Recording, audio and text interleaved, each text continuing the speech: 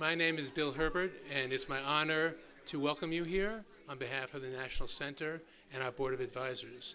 This is our 52nd anniversary. Yes, let's get a call.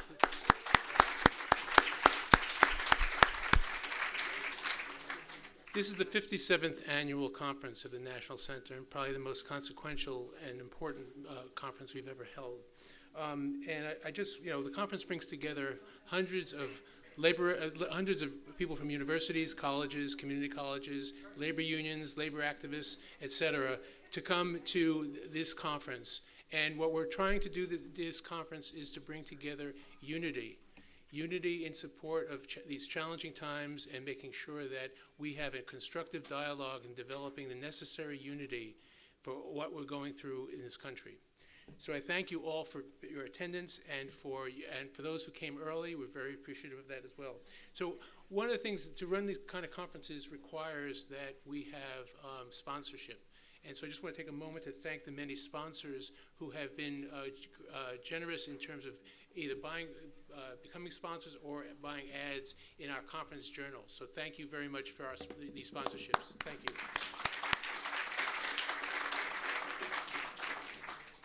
I also must at this time thank and recognize Hunter College President Nancy Cantor and acknowledge her strong support for the center, this conference, and also to celebrate her leadership in these trying times. So let's give a hand to Nancy.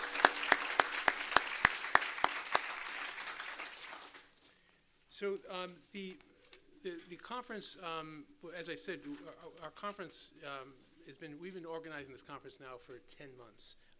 And I just want to point out that it takes a lot to do this. And one of the things that we need to acknowledge in this time is recognition of a key person who put this all together, and that's Michelle Savarese.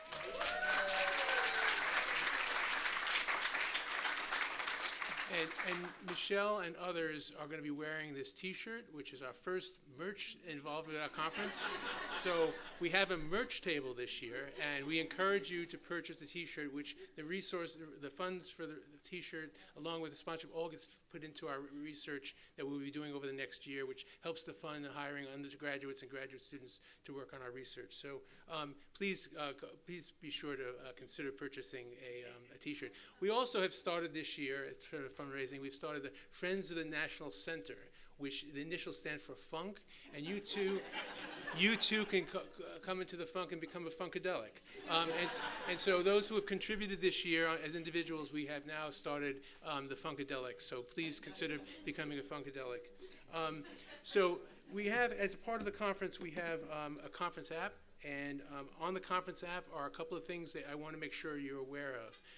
First thing is that we have a research project that's taking place during the conference by our friends at the GAO involving concerning compensation for STEM researchers and postdocs. So the CR code you can utilize to get the conference app if you haven't gotten it already. Also, I should mention that we have two adjacent sessions happening, which were organized subsequent to the formation of the conference. One is a proceeding involving an event tomorrow night, which is going to be held at 1199. It's sponsored by Higher Ed Labor United, HELU, and you're all welcome to join them at 1199 on Monday night. And then on Tuesday, if you want to hang around in New York City for another afternoon, we have a special program that the Provost Office has organized involving academic freedom and free speech. So you should consider registering for that, and all that information is available in the sheets that you have that you picked up today. With that, I would like to now introduce our Provost, Manoj Pardasani, to give welcome remarks on behalf of Hunter College. Manoj?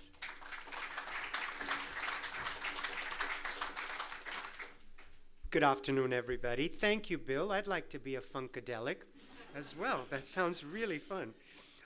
Good afternoon, everyone. On behalf of President Nancy Cantor and myself, we welcome you to the 52nd annual conference.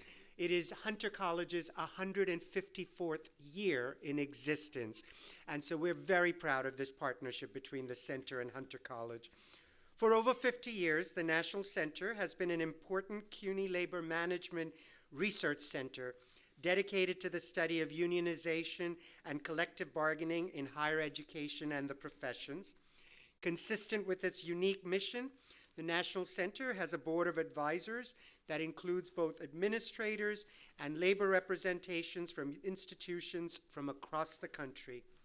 Each year since 1973, the National Center has hosted an annual national conference that brings together hundreds of administrators and faculty representatives for 2.5 days of balanced and civil panel discussions on important issues facing us all. And this year is a banner year for issues facing us all. The National Center's research agenda includes collecting data on existing and new collective relationships and publishing scholarship, much of which is available publicly on their website. Last semester, the National Center published 2 new studies on documenting the scope of unionization on campuses and highlighting negotiated anti-discrimination contract provisions. Hunter College's strong support for the National Center's mission, research, and programming reflects our dedication to the principles of collective bargaining and positive labor relations with the PSC-CUNY, DC 37, and other unions on our campus. This year's conference theme is Unity in Defense of Higher Education and Collective Bargaining, a very important topic as we all face uncharted waters. As President Cantor states in her letter in your program, the theme of the conference reflects the essential need for us to have fortitude and empathy as we engage in principled and informed discussion of the societal challenges before us. Consistent with our effort to encourage civil discourse, Hunter College will be hosting a forum on academic freedom and free speech here at Roosevelt House on Tuesday at 2 p.m. at the conclusion of this conference. We welcome all of you to attend as well. We thank the labor representatives and administrators who are members of the National Center's Board of Advisors for their input in developing this year's conference. We also thank all the conference participants and attendees, as well as the conference staff. Finally, we must acknowledge and thank 2 members of the Hunter College community who are primarily responsible for their tireless efforts in organizing this event. National Center Executive Director, Bill Herbert. He's truly a visionary leader, and we truly, truly adore you. And of course, our administrator, Michelle Savarese. Thank you, and I hope you find this conference to be meaningful and productive and thought-provoking. Lots of luck.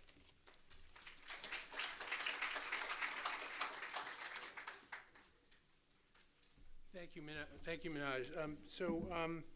In putting together this program, we were intentional in making sure that it was diverse and inclusive, touching on critically important issues impacting everyone who works in higher education.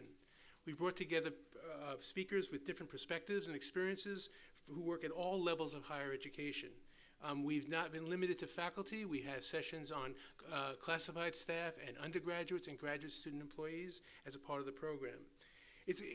We developed it in a way to mix sessions on practical negotiation skills, along with presentations of original research, reflections on the past, examinations of current issues, legal and systemic issues facing higher ed, and perhaps most importantly, a session on mindfulness.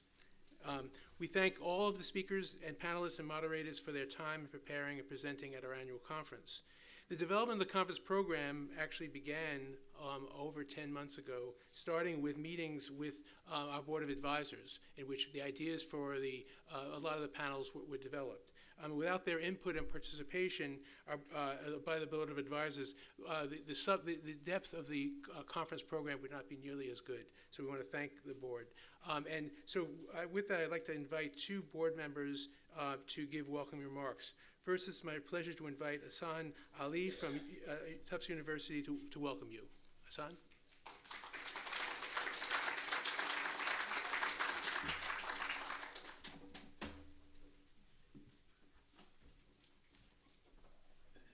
Good afternoon, everyone.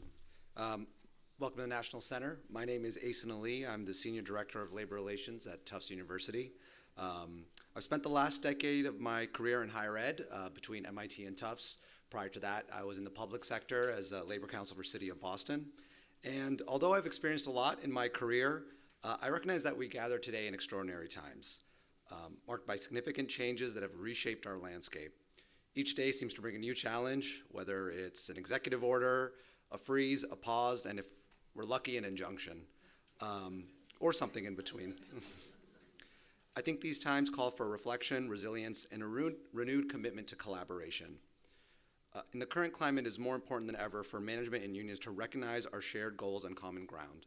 I know at times that may feel like we're very far apart, but I think both sides are deeply invested in the well-being of our institutions, higher education, and the individuals who make them thrive. We all seek to create environments where academic and professional growth can flourish and where the voices of all stakeholders are heard and respected. With that in mind, I believe the Center, and specifically this conference, provides us with an opportunity to explore how management and unions can work together more effectively in this unprecedented era. By focusing on our common interests, such as fostering a supportive community, we can navigate these challenging times with greater unity and purpose. The Center has been fostering this type of collaboration for more than half a century, bringing together administrators and union leaders to build stronger, more effective partnerships. This collaborative approach ultimately benefits the entire higher education community and promotes mutual understanding. Some of my goals in attending this conference are to exchange ideas, share best practices, and build stronger partnerships. I hope you will all join me in these goals. Together, we can survive the current climate and continue to build a sustainable future for higher education.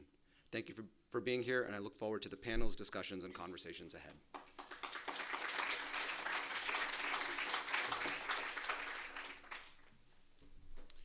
And so next I would like to invite another board member, Malini Cadambi-Daniel, who's representing the Executive Director of the Professional Staff Congress, which represents faculty and staff at CUNY. Malini?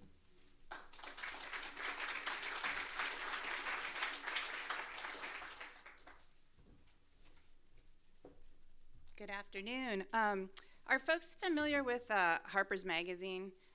There's, in the very front of the magazine, there's Harper's Index. This came up in a meeting that we had at the PSC where somebody mentioned the Harper's Index, and so I'm doing a little homage that I'm going to call Bill's Index. All right, so the number of colleges in the U.S. last year, 5,819, which is about 100 less than the year before. The number of collegiate circus programs in the U.S., 1 at Illinois State University. The average amount of student loan debt incurred by bachelor's degree graduates in 2024, $25,670. The average amount of debt incurred by Harvard MBA graduates, $99,000. The portion of job-seeking Harvard Business School students who were unemployed 3 months after graduation in 2022, 1 out of 10. In 2024, that went to 1 out of 4. The percentage of CUNY undergraduates born outside of the U.S., 34. The percentage of CUNY undergraduates whose parents did not attend college, 60. The number of U.S. Congress members who have a bachelor's degree or higher, 506 out of 535. The percentage of openly LGBTQ members in the current Congress, 2.4. The number of trans members in Congress, 1. The number of Nobel Prizes won by the United States, 423. The second highest was the UK with 143.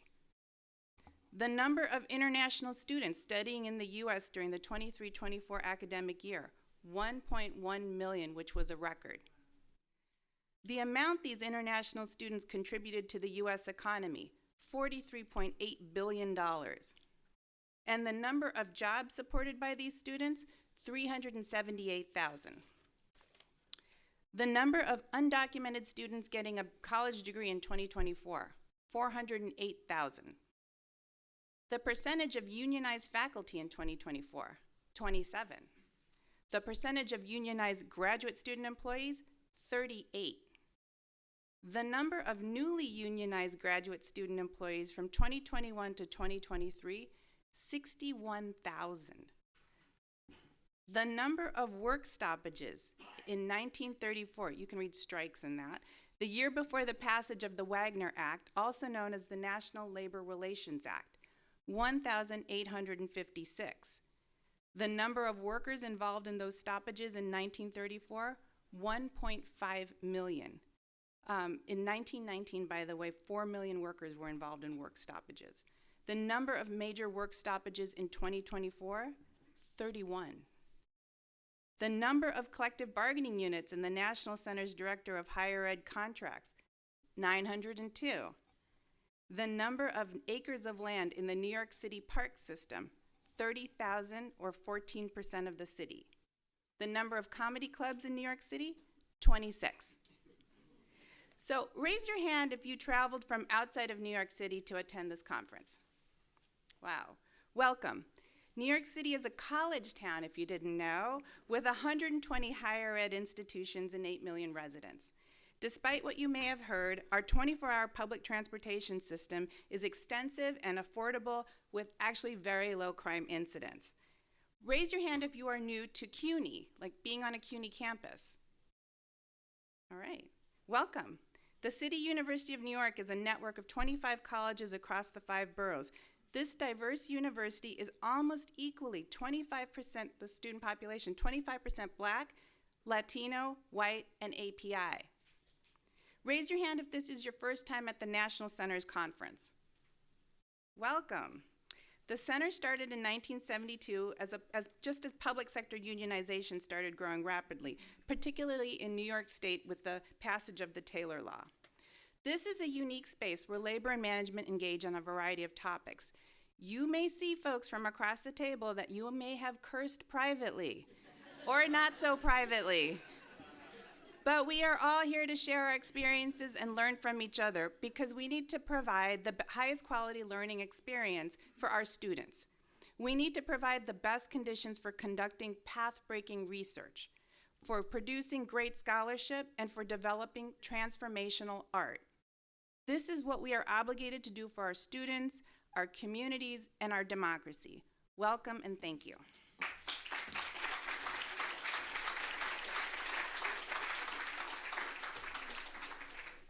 Thank you, Malini. So in preparing for this conference, I've been trying to think of the right music to fit into it. Because if anyone knows me, I love music, and music spirals in my head. But I couldn't come up with a song, but I did come up with an idea for a poem. And I'm inviting Hunter College student Jess Baker to recite a poem by Amanda Gorman. Jess? And the poem is in your packet.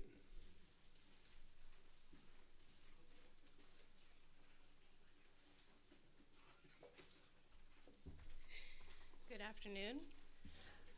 I'm Jess Baker. I'm an undergraduate student majoring in gender studies at Hunter. I returned to my undergraduate studies as an adult, and being a part of CUNY has been a literally life-changing experience. I'm going to read a selection here by esteemed poet Amanda Gorman. May this be the day we come together.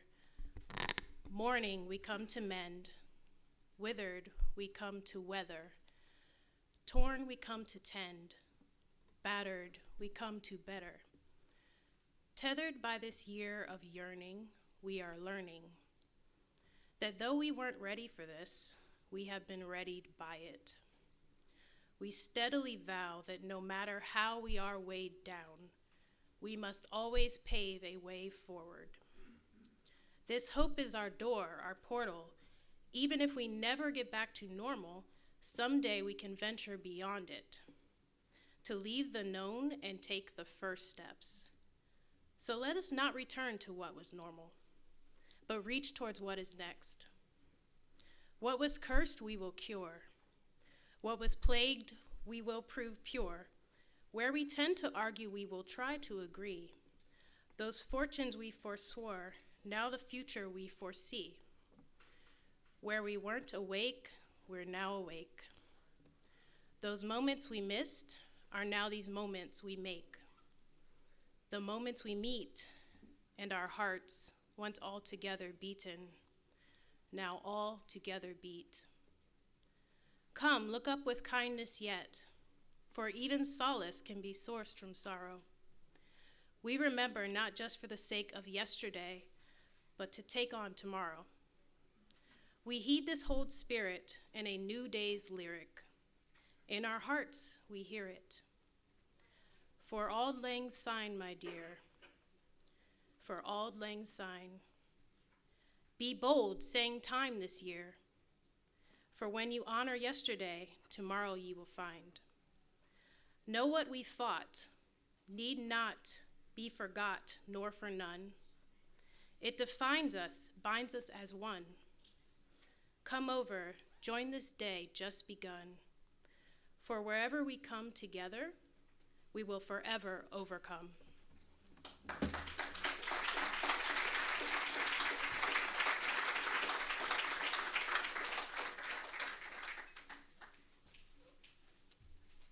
Thank you, Jess. It reminds me also of a line from a Pete Seeger song, which says, "It's always darkness before the dawn." So we gather today during a very perilous time. To paraphrase Tom Paine, these are the times that try our souls. Our conference theme, Unity and Defense of Higher Education and Collective Bargaining, emphasizes the central purpose of this conference, which is to encourage unity to protect and defend our shared mission of teaching and researching in the pursuit of dissemination of knowledge. Now, unity is equally important for another reason. It provides us with the strength to overcome fear and grief. Of course, unity is more than a noun. It is a goal that requires principled action from every one of us. In this crisis, we must care for ourselves and others, particularly our students, our immigrants, and others most vulnerable in this time of danger. We must put our energies into concrete, measurable tasks that we have control over. It requires showing support for those under attack. And to attain unity, we must plan and act strategically, effectively, and prudently. It requires us to act intentionally to build bridges across the many divides. One thing is for sure, neutrality in defense of higher education's mission and the principles of collective bargaining is not an option. We must reject appeasement. We must reject capitulation to the enemies of higher education and collective negotiations. Now, we are holding this conference at Roosevelt House, the historic home of Franklin and Eleanor Roosevelt and Sarah Roosevelt. This is where FDR led us out of another dark and challenging time, the Great Depression and World War II. It's here where Frances Perkins agreed to become the first female Secretary of Labor on the condition that FDR committed to supporting federal programs that we now know as Social Security, unemployment, and wage and hour regulation. It's also here where FDR, during a time when the federal government was indifferent and hostile to progressive change, would develop progressive state legislation, something we have to start reconsidering as we develop in the years ahead about the use of state government and state legislatures to change developing progressive policies. But it's also one of the things that keep in mind is that the reception that we held today was held at the Four Freedoms Parlor, which is named after FDR's famous January 1941 Four Freedoms speech. That speech, keep in mind, was at a time when both the left and the right were opposed to engaging in challenging Hitler and the Nazis in Europe. During that speech, FDR described 6 basic foundations for a healthy and strong democracy: equality of opportunity, jobs for those who need it, security for those who need it, the ending of special privileges for the few, civil liberties for all, and the fruits of scientific progress. He also identified 4 essential freedoms that must be secured: freedom of speech and expression, freedom of worship, freedom from want, freedom from fear. It's not hyperbole to say that those basic foundations and freedoms identified by FDR in 1941 are threatened more today than ever before.